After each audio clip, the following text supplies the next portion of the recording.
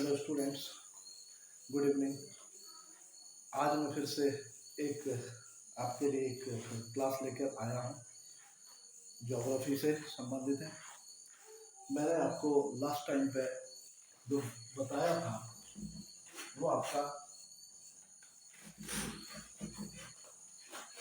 पृथ्वी की उत्पत्ति, उससे संबंधित क्या क्या हमारी परिकल्पनाएं थी। जैसे मैं आपको बताया था एक तारक और दो तारक सिद्धांत।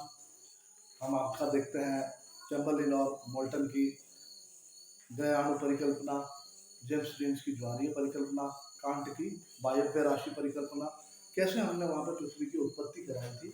और उसके बाद हम देखते हैं आपका पृथ्वी की गतियां, देशांतर और अक्षांश रेखाएं, ये सब मैं आपको पिछली क्लासों में पढ़ा चुका हूँ। तो आज का जो मेरा टॉपिक रहेगा, मेनली जो हमारा भूगोल की ओर हम धीरे धीरे आगे बढ़ेंगे, तो वो आपका रहेगा पृथ्वी की आंतरिक संरचना। पृथ्वी की आंतरिक संरचना, पृथ्वी की आंतरिक संरचना, internal structure of earth. Internal structure of earth मैंने आपको इससे पहले बताया था कि हम भूगोल को दो पार्ट में डिवाइड करके पढ़ेंगे, जैसे आपका भौतिक भूगोल और मानव भूगोल। तो भूगोल को अगर हम देखते हैं दो पार्टों में हम पढ़ते हैं इसको, भौतिक भूगोल और मानव भूगोल।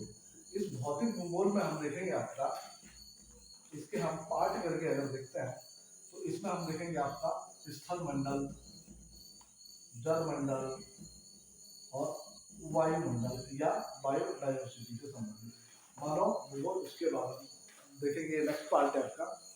तो इसी भौतिक भूगोल के अंदर आपका स्थल मंडल आता है, जिसके अंतर्गत आपका पृथ्वी, उसकी आंतरिक संरचनाएं, और उसके बाद हम देखेंगे बाह्य संरचनाओं में आपका, बाह्य संरचनाओं में देखेंगे आपका पर्वत है, पठार है, नदी, झील, ये आपका बाह्य संरचना में आता है, दर्रे, ये सब किसमें आएगा आपका स्थल मंडल में हम पढ़ेंगे। दूसरा जल मंडल में हम देखेंगे महासागर, महासागरीय धाराएं, उनके प्रभाव, और कौन सी ठंडी जलधारा है, कौन सी गर्म जलधारा है। इसके अतिरिक्त हम देखेंगे ज्वार भाटा और खाड़ी जल संधियां, ये किसमें आएंगे आपके जलमंडल में। ठीक है। उसके बाद हम देखेंगे वायुमंडल, वायुमंडल का संगठन क्या है, और वायुमंडल में आपके क्या क्या वर्षा हो गई, आपकी आर्द्रता हो गई, वर्षा, ये सब हम आपका बादल वगैरह, ये किसमें आएगा आपका वायुमंडल। इसके बाद हम मानव भूगोल में हम देखेंगे मानव की एक्टिविटीज में, मतलब जैसे आपका एग्रीकल्चर फील्ड में क्या हो रहा है, उद्योग धंधों में क्या है, जनांकिकी, जनगणना, ठीक है, जहाँ से क्वेश्चन थोड़े पूछे जाते हैं, जनजाति। तो इसी भौतिक भूगोल के अंतर्गत हमारा जो टॉपिक है आपका, वो है आपका आंतरिक संरचना, पृथ्वी की आंतरिक संरचना। देखिए, पृथ्वी की जो इंटरनल स्ट्रक्चर है, आंतरिक संरचना है, वो कहीं ना कहीं किसी ना किसी रूप में आपको बाह्य संरचना से कनेक्ट करती है। जैसे हम देखते हैं ज्वालामुखी, आप आगे देखोगे ज्वालामुखी जो विस्फोट होता है वो तो भूगर्भ के अंदर से निकल रहा है सारा, लेकिन उसका इफेक्ट कहाँ पड़ता है आपका बाह्य संरचना। हम देखते हैं कहीं ज्वालामुखी पर्वत भी बन गए हैं, कहीं ज्वालामुखी से ऐसी आकृतियां बन जाती है जो आपका एस्टेब्लिश हो गई है परमानेंटली धरती पर। तो कहीं ना कहीं जो आंतरिक संरचना है वो बाह्य संरचना को अध्ययन, बाह्य संरचना के अध्ययन में कहीं ना कहीं इम्पोर्टेंट भूमिका अपनी निभाती है। तो उसी क्रम में मैं आज आपका देखेंगे, वैसे तो पृथ्वी की जो इंटरनल स्ट्रक्चर है वो पार्ट बेसिकली है भूगर्भ शास्त्र का, ठीक है। तो उसका ज्योग्राफी में ज्यादा अध्ययन नहीं किया जाता है, लेकिन थोड़ा सा मैं आपको बता देता हूँ हल्का सा, क्योंकि हमारा ये ज्यादा बेसिक पार्ट इसका नहीं है ज्योग्राफी का, वो भूगर्भ शास्त्र है। लेकिन चूंकि कनेक्ट हम इसको बाह्य पृथ्वी की बाह्य संरचना से भी करेंगे, तो थोड़ा सा जान लेना आवश्यक है। जानने की कोशिश करते हैं कि क्या क्या हमारे पास सोर्सेज हो सकते हैं इंटरनल स्ट्रक्चर को जानने के। देखिए, तो आंतरिक संरचना को जो जानने के हमारे पास सोर्स है वो लिमिटेड है, जिनमें आपको मैं 3 भागों में डिवाइड करना चाहूंगा। अप्राकृतिक स्रोत, अप्राकृतिक साधन या सोर्स। दूसरा हम देखेंगे पृथ्वी की उत्पत्ति से संबंधित सोर्स, पृथ्वी की उत्पत्ति से संबंधित सोर्स। और तीसरा हम देखेंगे आपका प्राकृतिक सोर्स, नेचुरल सोर्स। अप्राकृतिक में देखिएगा, हम जानते हैं कि तीन चीजें आपकी इंपॉर्टेंट इसमें रोल निभाएगी, घनत्व, ताप और दाब। ये आपके अप्राकृतिक साधन में आते हैं। देखिए घनत्व से जब हम बात करते हैं, अभी आप आगे बढ़ोगे इसमें, घनत्व से भी आपका असंबद्धताएं उत्पन्न होती है, डिसकंटिन्यूटियां उत्पन्न होती है, वो आपका अभी मैं आगे बढ़ाऊंगा। तो घनत्व संबंधी क्या अवधारणा है हमारे पास, जैसे हम देखते हैं कि पृथ्वी का जो एवरेज घनत्व है, डेंसिटी है, वो 5.5 है, लेकिन आंतरिक संरचना का जो ऊपरी पार्ट है यानी कि क्रस्ट बोलते हैं, उसका घनत्व आपका 3 पॉइंट समथिंग है। तो वो हम आपका 3.2 आपका घनत्व है।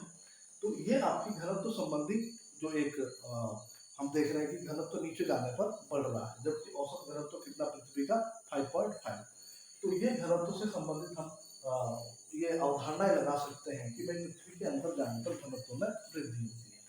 वैसे ही हम देखेंगे आपका टेम्परेचर, ये माना गया है कि प्रत्येक अगर हम 32 मीटर पर जाते हैं तो टेम्परेचर में 1 डिग्री सेंटीग्रेड का ग्रोथ होता है। मतलब इससे हम क्या देख रहे हैं कि पृथ्वी के अंदर जाने पर टेम्परेचर बढ़ता है, तापमान बढ़ता है, और पृथ्वी का जो सबसे आंतरिक भाग है उसका जो टेम्परेचर है वो आपका 5500 डिग्री सेंटीग्रेड है। लेकिन ये जो टेम्परेचर में ग्रोथ है वो एक जैसा नहीं रहता है, कहीं ज्यादा है कहीं कम, वो आंतरिक स्ट्रक्चर पर डिपेंड करता है। क्योंकि अंदर के जो पृथ्वी के अंदर के हैं वो हमारे पास ये साधनों से ही हम इनका पता लगा सकते हैं, अदरवाइज हम देख नहीं सकते। तीसरा हम देखेंगे आपका दाब, घनत्व बढ़ने पर दाब बढ़ता है। तो इसका मतलब क्या है कि हम देख रहे हैं कि जब अंदर हम जा रहे हैं, पृथ्वी के अंदर जाएंगे तो घनत्व बढ़ेगा, तो दाब में भी वृद्धि होगी, ठीक है। और आंतरिक भाग का जो हमारा प्रेशर जो होता है सबसे अंदर, जो माना जाता है कि वहां पर भारी चट्टानें पाई जाती है, वो दाब के कारण होता है। इन सब चीजों के कारण ही असंबद्धताएं उत्पन्न होती है आंतरिक क्षेत्र में, जो मैं अभी आगे आपको बताऊंगा। दूसरा हमारे पास जो सोर्स है वो है पृथ्वी की उत्पत्ति से संबंधित साक्ष्य। जैसा मैं अभी बता चुका हूँ, जितने भी पृथ्वी की उत्पत्ति से संबंधित साक्ष्य है वो पृथ्वी को जो आंतरिक पार्ट है उसको दो अवस्था में मानते हैं, या तो ठोस या तरल, या तो ठोस या लिक्विड। इस अवस्था में आंतरिक स्ट्रक्चर है पृथ्वी का। तो कहीं ठोस मानते हैं, कई आपके तरल मानते हैं। तो अगला हमारे पास जो सोर्स है वो है आपका प्राकृतिक साधन। प्राकृतिक साधन में आपका बता चुका हूँ, ज्वालामुखी उद्गार हो गए और भूकंप, और सबसे इंपॉर्टेंट जो इस समय नेचुरल सोर्स में हमें जानकारी मिलती है वो है आपका plate tectonic theory. Plate tectonic theory, plate tectonic सिद्धांत। जब से ये थ्योरी आई है, इससे बहुत सारे आंतरिक भागों में, पृथ्वी के आंतरिक भाग के बारे में हमें बहुत अच्छी या बहुत महत्वपूर्ण जानकारियां मिलती है। अब जैसे ज्वालामुखी, मैंने कहा आपका ज्वालामुखी समय भाई ज्वालामुखी से उद्गार हुआ और उससे हम देखते हैं कि तरल लिक्विड पदार्थ आपका निकलता है, और ज्वालामुखी उद्गार में आगे हम पढ़ेंगे ज्वालामुखी का गैसर वगैरह निकलते हैं। तो उससे ये लगाया जाता है कि कहीं ना कहीं जो पृथ्वी का इंटरनल स्ट्रक्चर है वो तरल या अर्ध तरल अवस्था में है, ये ज्वालामुखी हमें पता है। लेकिन सबसे जो इम्पोर्टेंट हमें जानकारी मिलती है वो भूकंपीय अध्ययनों से मिलती है, सिस्मोग्राफ जिससे भूकंप की इंटेंसिटी नापी जाती है, और दूसरा आपका प्लेट टेक्टोनिक थ्योरी, जिसे आपका, लेकिन हम भूकंपों से निकलते हैं तो उससे कभी कभी दरारें उत्पन्न हो जाती है, भंज घाटियां बन जाती है या भंज बन जाते हैं। तो ये आपका बहुत इंपॉर्टेंट है। यही हमारे पास इस समय जो पृथ्वी की इंटरनल स्ट्रक्चर को जानने के सोर्स है वो आपके तीन होंगे, आपके अप्राकृतिक, पृथ्वी की उत्पत्ति संबंधित सिद्धांत और प्राकृतिक सिद्धांत। अब हम इसी में आगे, इसी क्रम में मैं आगे आपको बताता हूँ, आगे बढ़ेंगे। जैसा कि एक आपकी इंटरनेशनल संस्था है जो पृथ्वी की आर्थिक संरचना के बारे में जिसने अपने मत दिए हैं, पॉइंट दिए हैं, वो है आपकी IUGG, इंटरनेशनल यूनियन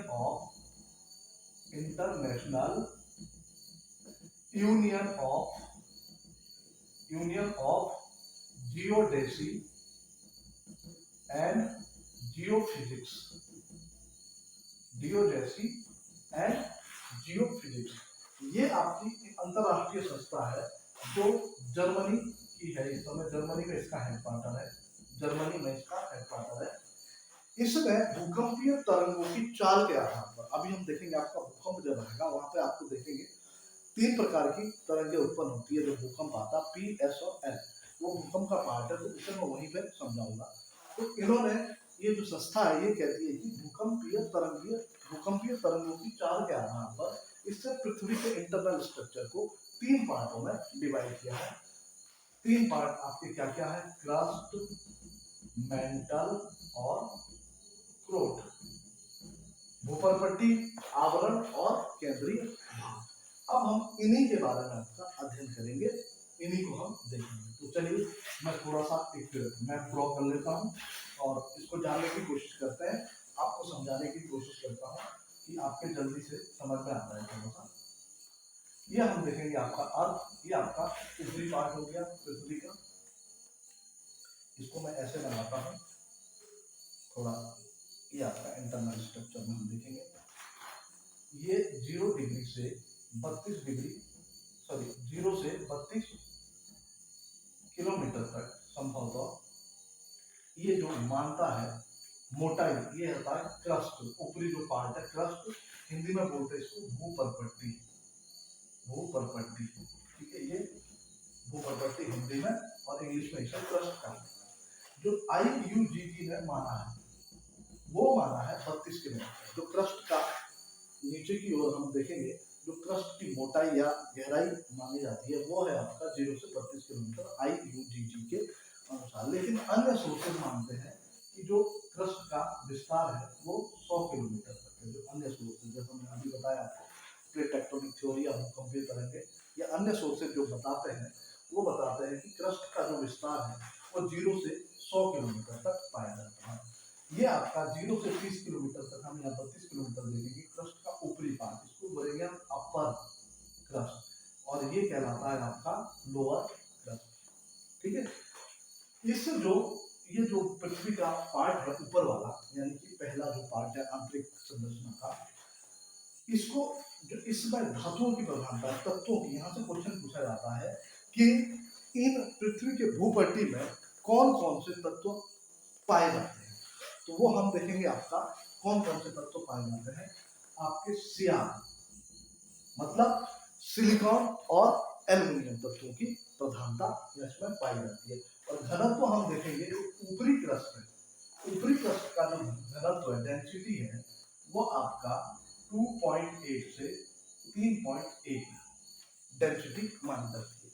ठीक है, ग्राम प्रति सेंटीमीटर क्यूब में ये घनत्व मापा जाता है। डेंसिटी आपकी ये हो गया पृथ्वी का ऊपरी जो हम स्ट्रक्चर देख रहे हैं। यहीं पे अगर हम देखते हैं, जो आपका भूकंपीय तरंगों की चाल है, भूकंपीय तरंगों की जो चाल है वो यहाँ पर 6.1 to 6.9 किलोमीटर पर सेकेंड तक पाई जाती है इस वाले पार्ट में, क्रस्ट वाले पार्ट में, यानी कि जो पृथ्वी का ऊपरी एरिया है, या 0 से 100 किलोमीटर तक का जो एरिया है, वहां पर कितना पाया जाता है?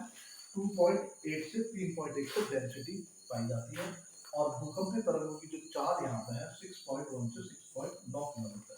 तो ये डिफरेंस आ रहा 0.8 का, ये आपका हम देखते हैं घनत्व से संबंधित जो ये डिफरेंस आता है, इसके बीच में ये जो 0 से 32 और 32 से 100 किलोमीटर, यानी कि अपर और लोअर के बीच में ये जो डिफरेंस पाया जाता है वो घनत्व संबंधी डिफरेंस पाया जाता है। इसे कहा जाता है असंबद्धता। असंबद्धता, असंबद्धता। और इस असंबद्धता की खोज किसने की थी? कॉनराड नामक एक वैज्ञानिक हुए थे, कॉनराड, भूगोलवेत्ता हुए थे, उन्होंने इसकी खोज की थी। उन्हीं के नाम पर इस असंबद्धता को क्या कहा जाता है? कॉनराड असंबद्धता। तो आपने भूप्रकृति या क्रस्ट में सबसे इंपॉर्टेंट चीज आपने क्या देखी कि पहला पार्ट ये कि इसका विस्तार 0 से 100 किलोमीटर तक है। IUGG के अनुसार आपका 32 किलोमीटर है। और इसमें सिलिकॉन और एल्युमिनियम तत्वों की प्रधानता पाई जाती है इस पार्ट में। और इसका जो घनत्व है 2.8 से 3.1 है।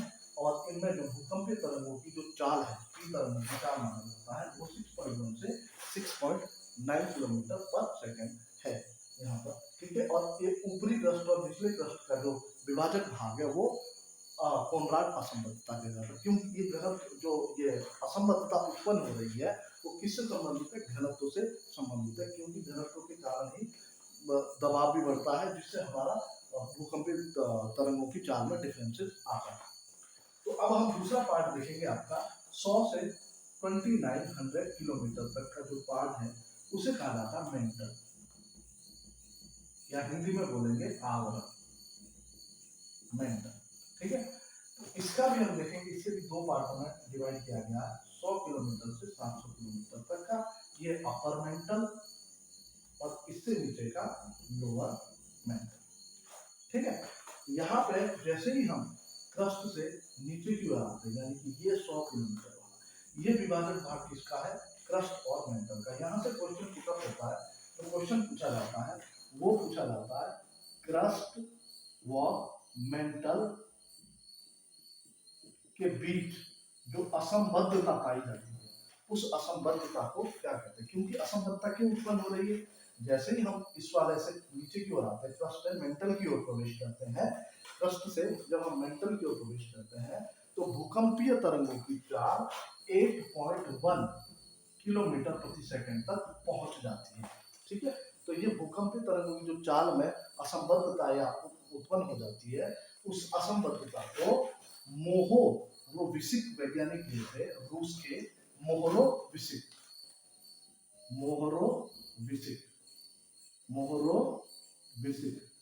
ये रूसी वैज्ञानिक थे। इन्होंने 1909 में इस असंबद्धता की खोज की थी, इसीलिए इनके नाम पर इस असंबद्धता को क्या कहा जाता है, मोहोरोविसिक असंबद्धता कहा जाता है, मोहोरोविसिक असंबद्धता कहा जाता है। तो ये क्वेश्चन पूछा जाता है, कॉमराड पूछे ना पूछे, लेकिन ये जरूर पूछा जाता है कि क्रस्ट और मेंटल के बीच की जो असंबद्धता होती है, विभाजक भाग है, उसको हम क्या कहते हैं, मोहोरोविसिक असंबद्धता कहते हैं। ठीक है, तो ये आपका मेंटल वाला पार्ट है। और पृथ्वी का सबसे ज्यादा अगर हम देखेंगे, लगभग 68% मास, द्रव्यमान ये घेरे हुए है मेंटल। और वैसे ही हम वॉल्यूम देखेंगे, आयतन जो पृथ्वी का, संपूर्ण पृथ्वी का आयतन है, वो लगभग 83% आपका मेंटल में ही समाहित है। अब ये वाला पार्ट जो आपका है, ये बहुत इंपॉर्टेंट है, 100 से 700 किलोमीटर के बीच का। यद्यपि IUGC ने इस पार्ट को भी 3 भागों में बांटा है, इस वाले पार्ट को भी, लेकिन मैं आपको इंपॉर्टेंट परीक्षा की दृष्टि से एक भाग बनाऊंगा, 100 से 200 किलोमीटर के बीच वाला पार्ट। ऐसा माना जाता है कि जो ये वाला पार्ट है, 100 से 200 किलोमीटर वाला ये जो पार्ट है, इस भाग को दुर्बलता मंडल या मैग्मा मंडल या इंग्लिश में बोलेंगे तो एस्थेनोस्फेयर कहा, एस्थेनोस्फेयर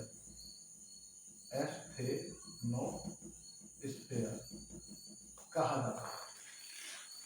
ये देखिएगा, इस मंडल में क्या होता है, इस रीजन में क्या होता है, भूकंपीय तरंगों की चाल 100 से 200 किलोमीटर यानी कि दुर्बलता मंडल या मैग्मा मंडल में भूकंपीय तरंगों की जो चाल है वो अचानक से कम हो जाती है। इसलिए इस क्षेत्र को जोन ऑफ लो वेलोसिटी कहा जाता है, जोन ऑफ लो वेलोसिटी, कम तीव्रता का क्षेत्र, जोन ऑफ लो वेलोसिटी, कम तीव्रता का क्षेत्र, इसको कहा जाता है। यहाँ इससे ये जो जानकारी मिलती है कि जो ये वाला पार्ट है वो अर्ध तरल अवस्था में, यहाँ पर जो चट्टानें है वो अर्ध तरल अवस्था में पाई जाती है। यही रीजन है कि यहाँ पर भूकंपीय तरंगों की चाल एकदम से कम हो जाती है। मैंने आपको बताया कि भैया 100 जैसे हम यहाँ जाते हैं तो भूकंपीय तरंगों की चाल 8.1 किलोमीटर प्रति सेकंड बढ़ जाती है, लेकिन इस वाले पार्ट में जब हम पहुंचते हैं 100 से 200 किलोमीटर के बीच में, तो यही चाल 8.1 से घटकर 7.8 किलोमीटर पर सेकंड तक हो जाती है, 7.8 किलोमीटर पर सेकंड तक हो जाती है। यानी कि यहाँ पर तीव्रता है जो भूकंपीय तरंगों की वो चाल है एकदम से कम हो जाती है। तो ये आपका इंपॉर्टेंट है, ये आपका जोन ऑफ लो वेलोसिटी या दुर्बलता मंडल या मैग्मा मंडल, इंग्लिश में एस्थेनोस्फेयर को कहा जाता है। ठीक है, तो ये आपका मोहोरोविसिक हो गया। इसी प्रकार से हम देखेंगे आपका जो ये वाला पार्ट है 700 से 2900 वाला, यानी कि लोअर मेंटल वाला जो पार्ट है, इनमें भी घनत्व संबंधी एक अवधारणा उत्पन्न हो जाती है जिसे हम कहेंगे रैपेटिक असंबद्धता। रैपेटिक असंबद्धता, ये वैज्ञानिकों के नाम पर ही इनका नामकरण किया गया है, रैपेटिक असंबद्धता। ये रैपेटिक नामक वैज्ञानिक ने खोजी है, तो इसलिए इसे रैपेटिक के नाम पर ही कहा जाता है। अब जो लास्ट वाला हम पार्ट देखते हैं आपका, ये भी दो पार्ट में आपका डिवाइड है, 5150 किलोमीटर और अंत में 6371 किलोमीटर, यानी कि ये पृथ्वी का आंतरिक स्ट्रक्चर माना जाता है। ये आपकी पृथ्वी की त्रिज्या भी मानी जाती है 6371 किलोमीटर। 2900 से 6371 इसको बोलेंगे हम क्रोड या अंतरतम। क्या बोलेंगे?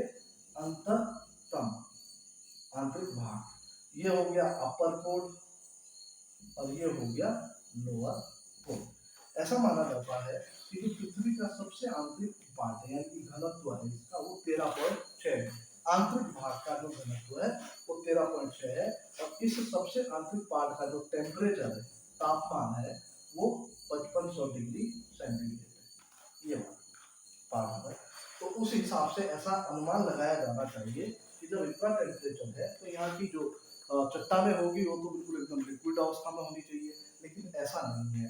ऐसा रीजन है दबाव के कारण, क्योंकि जो दाब होता है, दाब से जो निर्माण होता है वो भारी चट्टानों का निर्माण हो जाता है, जिस कारण ये अर्ध तरल अवस्था में यहाँ पर पाई जाती है, नॉट लिक्विड फॉर्म। कोई आपका अर्ध तरल अवस्था में यहाँ पर पाई जाती है, और ये टेम्परेचर आपका 5500 डिग्री सेंटीग्रेड और घनत्व 13.6। ऐसे ही हम ऊपरी क्रोड का अगर देखेंगे तो यहाँ पर 11 पॉइंट समथिंग यहाँ का जो घनत्व पाया जाता है। ठीक है, ये आपका आंतरिक पार्ट हो गया क्रोड। हाँ, ये मेरा थोड़ा सा यहाँ पे रह गया था, जैसे मैंने कहा था कि यहाँ पर जो धातु पाए जाते हैं वो आपका सियाल, और यहाँ पे आपका सीमा, मतलब सिलिकॉन और मैग्नीशियम मेंटल वाले पार्ट में सबसे ज्यादा आपको देखने को मिलेगी। ऐसे इस वाले पार्ट में आपको जो धातु मिलेंगे वो है नीफे, निकल और फेरस। निकल और लोहा, निकल और लोहा धातुओं की यहाँ पर प्रधानता पाई जाती है इस वाले पार्ट में।